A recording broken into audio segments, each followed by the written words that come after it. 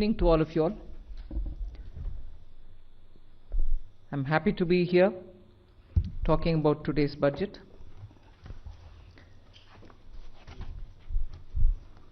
The budget actually says several things about our path towards Vikasit Bharat.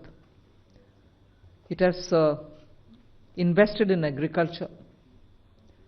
It has certainly looked at rural prosperity, focuses on urban development, particularly looking at urban workers,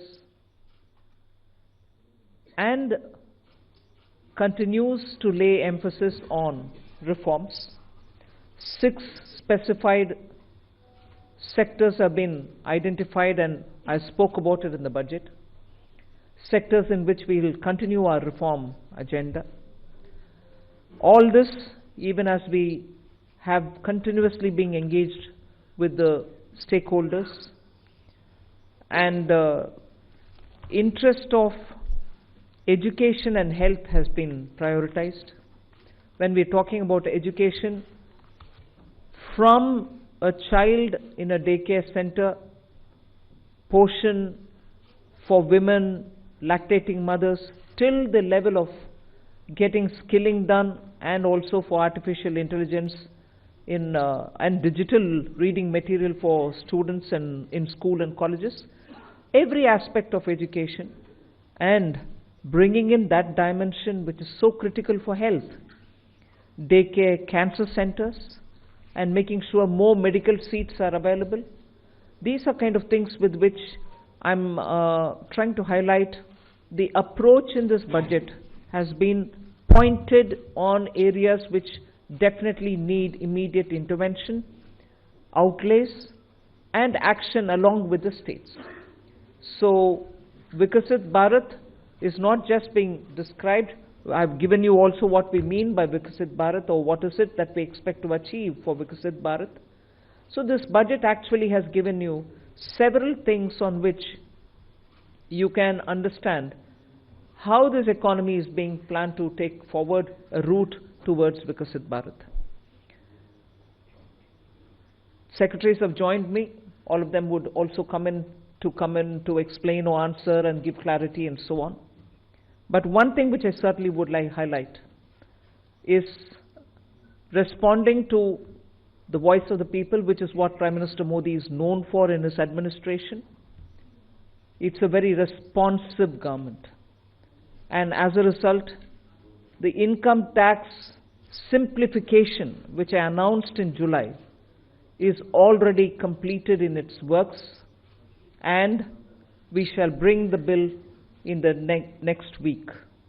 So the income tax simplification, about which in July budget I have gone in detail to say, the work is completed within 6 months is what I said. Within 6 months we've brought the bill. It will be coming into the parliament next week.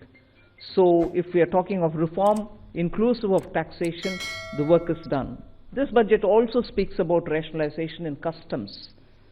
Tariffs are being brought down, tariffs are being simplified, and also the basket which consisted of so many different tariffs for so many different commodities are now reduced.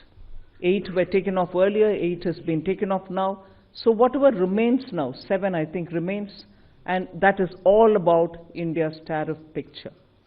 So the usual narrative which goes on, saying is India being too heavy on tariffs? No, you find that we've drastically reduced and also simplified.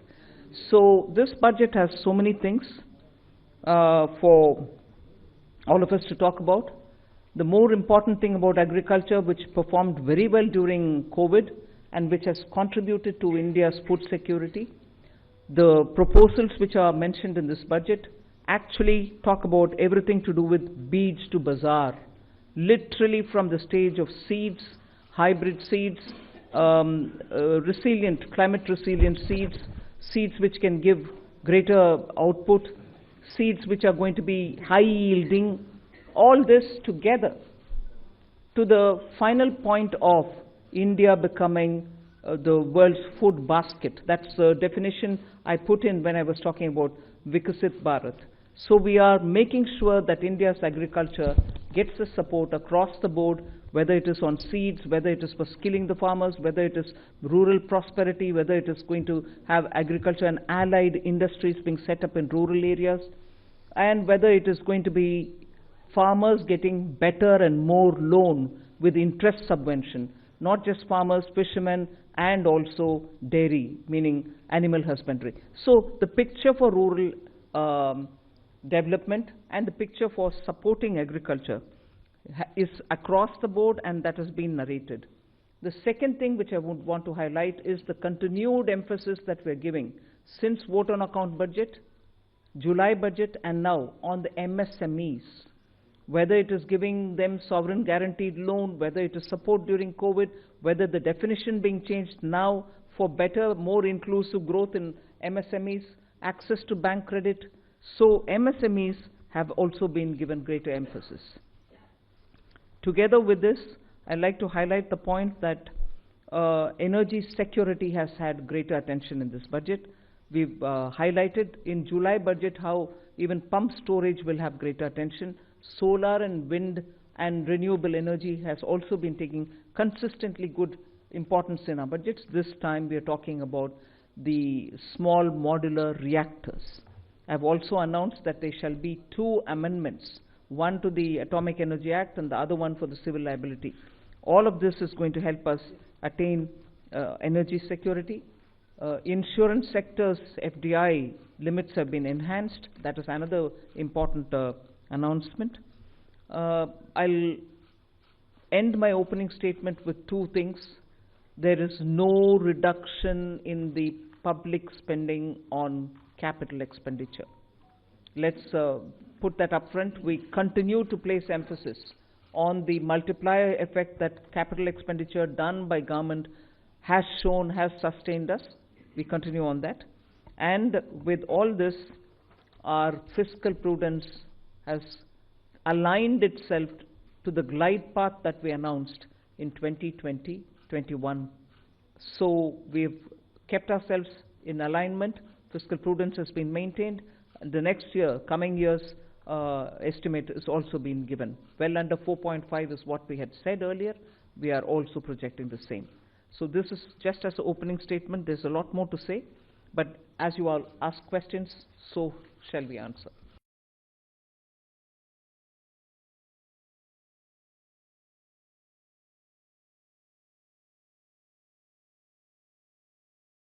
आज भारत की विकास यात्रा का एक महत्वपूर्ण पड़ाव है। ये 140 करोड़ भारतीयों की आकांक्षाओं का बजट है। ये हर भारतीय के सपनों को पूरा करने वाला बजट है। हमने कई सेक्टर्स युवाओं के लिए खोल दिए हैं। सामान्य नागरिक विकसित भारत के मिशन को ड्राइव करने वाला है। ये बजट एक फोर्स मल्टीप्लायर है। ये बजट सेविंग्स को बढ़ाएगा, इन्वेस्टमेंट को बढ़ाएगा, कंजम्पशन को बढ़ाएगा और ग्रोथ को भी तेजी से बढ़ाएगा। मैं वित्त मंत्री निर्मला सीतारमण जी और उनकी पूरी टीम को इस जनता जनार्दन का बजट, पीपल्स का बजट, इसके लिए बहुत बहुत बधाई देता हूं। साथियों, आमतौर पर बजट का फोकस इस बात पर रहता है कि सरकार का खजाना कैसे भरेगा, लेकिन ये बजट उससे बिल्कुल उल्टा है। लेकिन ये बजट देश के नागरिकों की जेब कैसे भरेगी, देश के नागरिकों की बचत कैसे बढ़ेगी और देश के नागरिक विकास के भागीदार कैसे बनेंगे, ये बजट इसकी एक बहुत मजबूत नींव रखता है। साथियों, इस बजट में रिफॉर्म की दिशा में महत्वपूर्ण कदम उठाए गए हैं। न्यूक्लियर एनर्जी में प्राइवेट सेक्टर को बढ़ावा देने का निर्णय बहुत ही ऐतिहासिक है।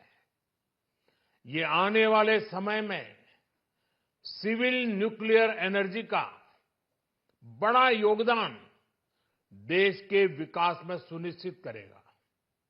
बजट में रोजगार के सभी क्षेत्रों को हर प्रकार से प्राथमिकता दी गई है। लेकिन मैं दो चीजों पर ध्यान आकर्षित करना चाहूंगा। उन रिफॉर्म्स की मैं चर्चा करना चाहूंगा जो आने वाले समय में बहुत बड़ा परिवर्तन लाने वाले हैं। एक, इंफ्रास्ट्रक्चर स्टेटस देने के कारण भारत में बड़े शिप्स के निर्माण को बढ़ावा मिलेगा। आत्मनिर्भर भारत अभियान को गति मिलेगी। और हम सब जानते हैं कि शिप बिल्डिंग ये सर्वाधिक रोजगार देने वाला क्षेत्र है। उसी प्रकार से देश में टूरिज्म के लिए बहुत संभावना है। महत्वपूर्ण 50 टूरिस्ट डेस्टिनेशन, वहां पर जो होटल्स बनाएंगे, उस होटल को पहली बार इंफ्रास्ट्रक्चर के दायरे में लाकर टूरिज्म पर बहुत बल दिया है। इससे हॉस्पिटैलिटी सेक्टर को, जो रोजगार का बहुत बड़ा क्षेत्र है, और टूरिज्म जो रोजगार का सबसे बड़ा क्षेत्र है, एक प्रकार से चारों तरफ रोजगार के अवसर पैदा करने वाला एक क्षेत्र को ऊर्जा देने वाला काम करेगा। आज देश विकास भी विरासत भी इस मंत्र को लेकर चल रहा है। इस बजट में भी इसके लिए भी बहुत महत्वपूर्ण और ठोस कदम उठाए गए हैं। 1 करोड़ पांडुलिपियों के लिए संरक्षण के लिए, मैन्युस्क्रिप्ट के लिए ज्ञान भारतम मिशन लॉन्च किया गया है। साथ ही भारतीय ज्ञान परंपरा से प्रेरित एक नेशनल डिजिटल रिपोजिटरी बनाई जाएगी। यानी टेक्नोलॉजी का भरपूर उपयोग किया जाएगा और हमारा जो परंपरागत ज्ञान है उसमें से अमृत निचोड़ने का भी काम होगा। साथियों, बजट में किसानों के लिए जो घोषणा हुई है वो कृषि क्षेत्र और समूची ग्रामीण अर्थव्यवस्था में नई क्रांति का आधार बनेगी। पीएम धन धान्य कृषि योजना के तहत 100 जिलों में सिंचाई और इंफ्रास्ट्रक्चर का डेवलपमेंट होगा। किसान क्रेडिट कार्ड की लिमिट 5 लाख तक होने से उन्हें ज्यादा मदद मिलेगी। साथियों, अब इस बजट में 12 लाख रुपए तक की आय को टैक्स से मुक्त कर दिया गया है। सभी आय वर्ग के लोगों के लिए टैक्स में भी कमी की गई है।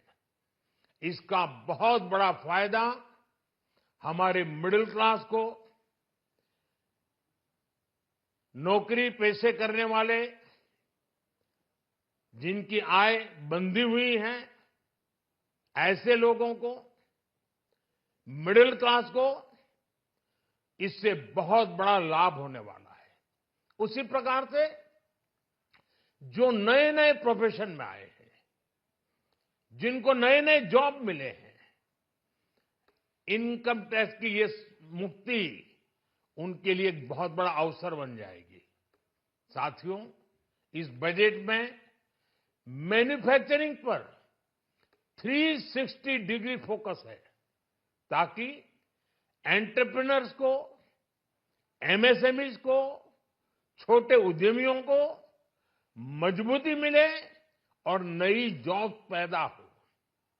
नेशनल मैन्युफैक्चरिंग मिशन से लेकर clean tech, leather, footwear, toy industry जैसे अनेक सेक्टर्स को विशेष समर्थन दिया गया है। लक्ष्य साफ है कि भारतीय प्रोडक्ट्स ग्लोबल मार्केट में अपनी चमक बिखेर सके। साथियों, राज्यों में इन्वेस्टमेंट का एक वाइब्रेंट कॉम्पिटिटिव माहौल बने, इस पर बजट में विशेष जोर दिया गया है। एमएसएमईज और स्टार्टअप के लिए क्रेडिट गारंटी को दोगुना करने की घोषणा भी हुई है। देश के एससी, एसटी और महिला जो नए उद्यमी बनना चाहते हैं, उनको 2 करोड़ रुपए तक के लोन की योजना भी लाई गई है, और वो भी बिना गारंटी। इस बजट में न्यू एज इकोनॉमी को ध्यान में रखते हुए गीग वर्कर्स के लिए बहुत बड़ी घोषणा की गई है। पहली बार गीग वर्कर्स का ई श्रम पोर्टल पर रजिस्ट्रेशन किया जाएगा। इसके बाद इन साथियों को स्वास्थ्य सेवा और दूसरी सोशल सिक्योरिटी स्कीम्स का लाभ मिलेगा। ये डिग्निटी ऑफ लेबर, इसके प्रति श्रम एव जयते के प्रति सरकार के कमिटमेंट को दर्शाता है। रेगुलेटरी रिफॉर्म से लेकर फाइनेंशियल रिफॉर्म्स, जन विश्वास 2.0 जैसे कदमों से मिनिमम गवर्नमेंट और ट्रस्ट बेस्ड गवर्नेंस के हमारे कमिटमेंट को और बल मिलेगा। साथियों, ये बजट न केवल देश की वर्तमान आवश्यकताओं को ध्यान में रखता है, बल्कि हमें भविष्य की तैयारी करने में भी मदद करता है।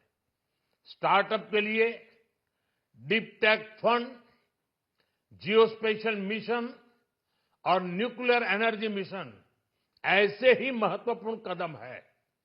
मैं सभी देशवासियों को एक बार फिर इस ऐतिहासिक पीपल्स बजट की बधाई देता हूं, और फिर एक बार वित्त मंत्री जी को भी बहुत बहुत बधाई देता हूं। बहुत बहुत धन्यवाद।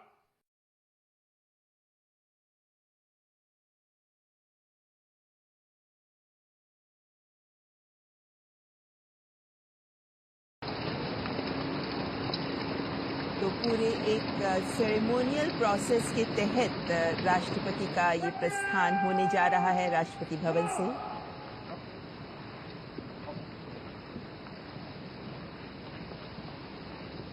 आधिकारिक समारोहिक कार्यक्रम के बाद राष्ट्रपति द्रौपदी मुर्मू राष्ट्रपति भवन से संसद भवन के लिए प्रस्थान करते हुए बग्गी में बैठकर राष्ट्रपति संसद भवन तक पहुंचेंगे और संसद भवन में 11 बजे राष्ट्रपति का अभिभाषण होगा। संसद के दोनों सदनों को राष्ट्रपति संबोधित करेंगे। इससे पहले राष्ट्रपति भवन से राष्ट्रपति द्रौपदी मुर्मू का प्रस्थान हो रहा है।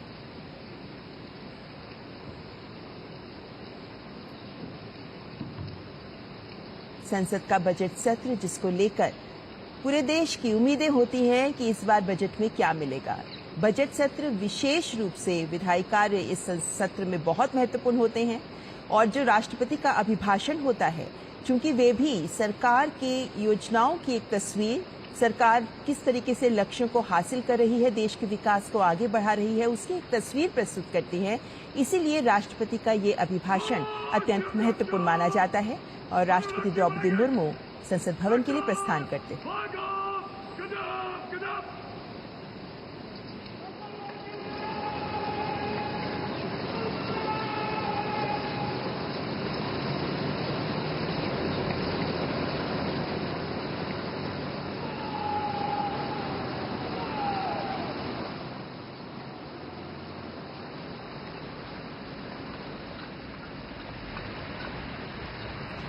देश की प्रथम नागरिक राष्ट्रपति द्रौपदी मुर्मू जो इस वक्त संसद भवन के लिए प्रस्थान कर रही हैं। बग्गी में बैठकर राष्ट्रपति संसद भवन की ओर जाते हुए और एक पूरी सेरेमोनियल प्रोसेस के बाद राष्ट्रपति का ये प्रस्थान, जिसमें आप देख सकते हैं 6 घोड़े बग्गी के साथ जो राष्ट्रपति को संसद भवन की ओर ले जा रहे हैं।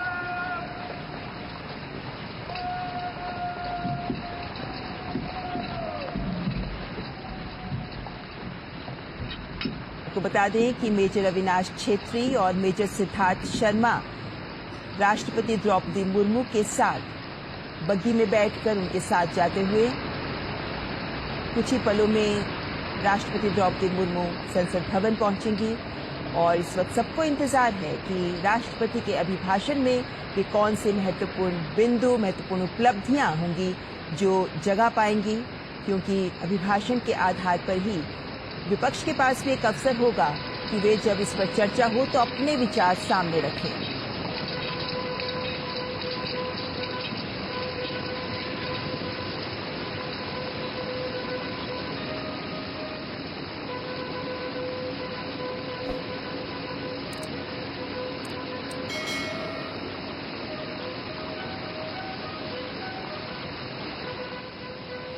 राष्ट्रपति भवन से निकलकर कर्तव्य पथ की ओर अग्रसर राष्ट्रपति का काफिला, जो यहां से सीधे संसद भवन जाएंगे। और संसद भवन में 11 बजे का वक्त निर्धारित है जब राष्ट्रपति का अभिभाषण होगा। एक खूबसूरत दृश्य, हालांकि धुंध में लिपटी है इस वक्त दिल्ली की सुबह, जब राष्ट्रपति भवन से राष्ट्रपति का प्रस्थान हो रहा है। ये सभी सेरेमोनियल प्रोसेसेस, ये सभी समारोहिक बिंदु जो हमारे देश की गौरवमयी छवि भी प्रस्तुत करते हैं।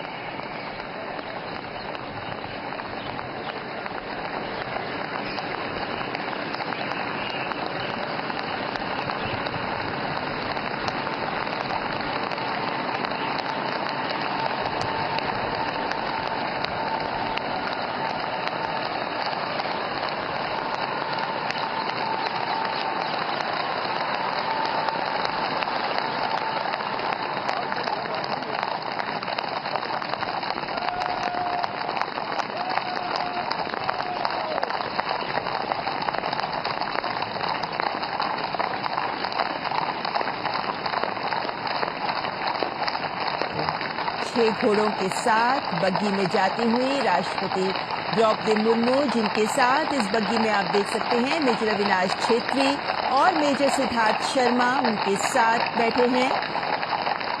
और घोड़ों की टापों के बीच एक खूबसूरत छवि प्रस्तुत कर रहे हैं ये दृश्य। नॉर्थ ब्लॉक साउथ ब्लॉक के आगे से गुजरता हुआ राष्ट्रपति का काफिला।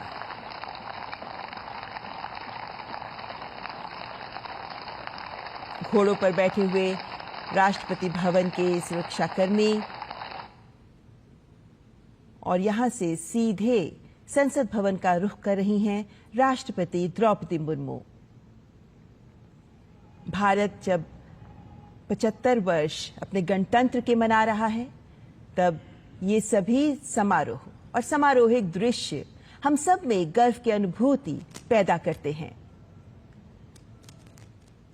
प्रधानमंत्री नरेंद्र मोदी का अब से कुछ ही देर पहले जो संबोधन हुआ, वो भी इसी तथ्य को रेखांकित करता है कि विकसित भारत के लक्ष्य की ओर अग्रसर है आज देश मिशन मोड में काम करते हुए। और उससे पहले, बजट सत्र से पहले, राष्ट्रपति द्रौपदी मुर्मू का ये काफिला जो संसद भवन की ओर प्रस्थान कर चुका है, कुछ ही पलों में राष्ट्रपति का आगमन होगा संसद भवन में।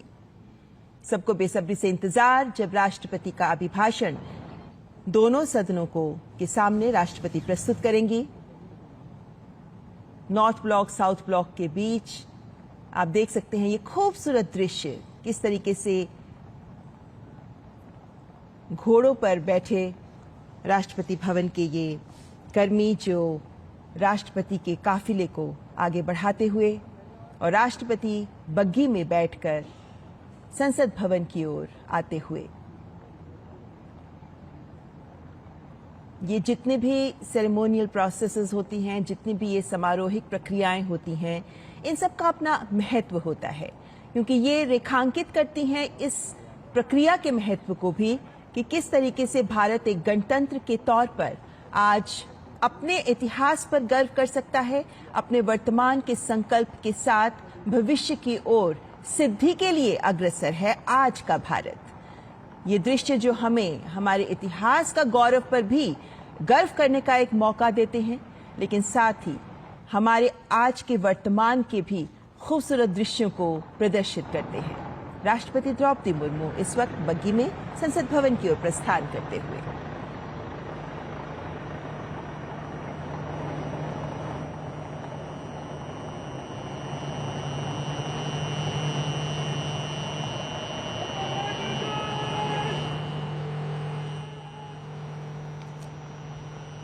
राष्ट्रपति भवन के सेरेमोनियल गार्ड्स जो इस काफिले को लीड कर रहे हैं,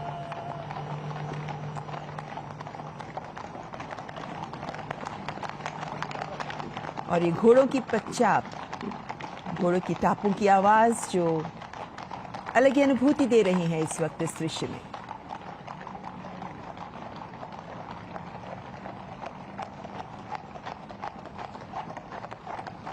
छब्बीस जनवरी को जब हमने अपने गणतंत्र पर गर्व की अनुभूति की, 26 जनवरी जब हमने देखा किस तरीके से हमारे गणतंत्र ने 75 वर्षों का सफल सफर पूरा किया, और उसके बाद आज जब बजट सत्र का आरंभ होने जा रहा है, तब ये दृश्य हमें हमारे देश के गौरव को दोबारा अपने मन में एहसास पैदा कर रहे हैं।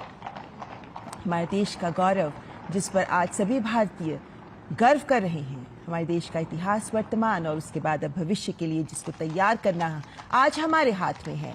प्रधानमंत्री ने भी इसी तथ्य को रेखांकित किया कि आज की युवा शक्ति हमारे देश को विकसित भारत के स्वप्न को साकार करने में अपना योगदान दे सकती है। और आज जब राष्ट्रपति संसद भवन की ओर बजट सत्र से पहले प्रस्थान कर रही हैं, तो कुछ ही देर बाद राष्ट्रपति का अभिभाषण, जिसमें वो सभी बिंदु स्थान पाएंगे, हमें सुनने को मिलेंगे, वो तमाम बिंदु जिनमें भारत के ही उपलब्धियों को आगे किस तरीके से बढ़ाया जा रहा है, किस तरीके से भारत अपने लक्ष्यों की ओर अग्रसर है, किस तरीके से भारत अपने नए संकल्पों के साथ आगे बढ़ रहा है, किस तरीके से आज तक सरकार ने जो कुछ कहा वो हासिल किया और कैसे नए लक्ष्यों की ओर हम प्रयास कर रहे हैं। ये एक पूरी तस्वीर होगी जो राष्ट्रपति के अभिभाषण में सामने रखी जाएगी।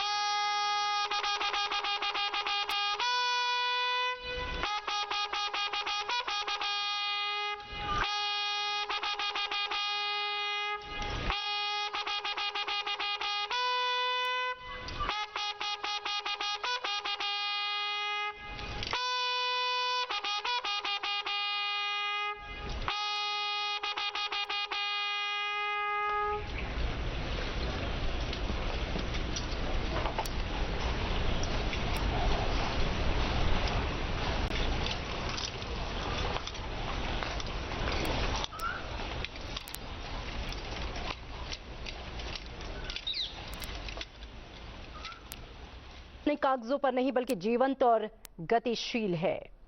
जब संसद में राष्ट्रपति का स्वागत किया जाता है, तब वो क्षण देश के गौरव और लोकतांत्रिक मूल्यों को सलाम करता है।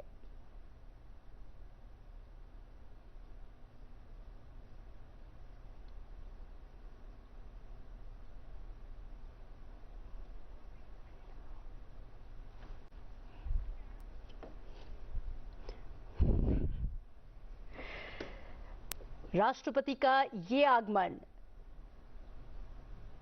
सत्ता के प्रतीक सेंगोल के साथ उनका स्वागत और उनको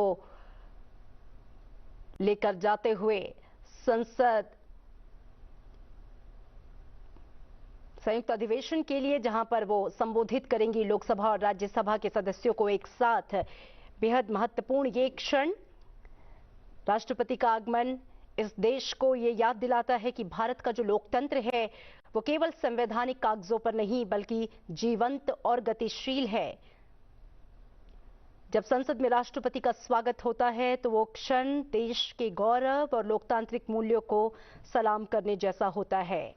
भारतीय संस्कृति में राष्ट्रपति का संसद में प्रवेश अतिथि सत्कार की भावना से भी जुड़ा है। गार्ड ऑफ ऑनर और सम्मान समारोह इस बात का प्रतीक है कि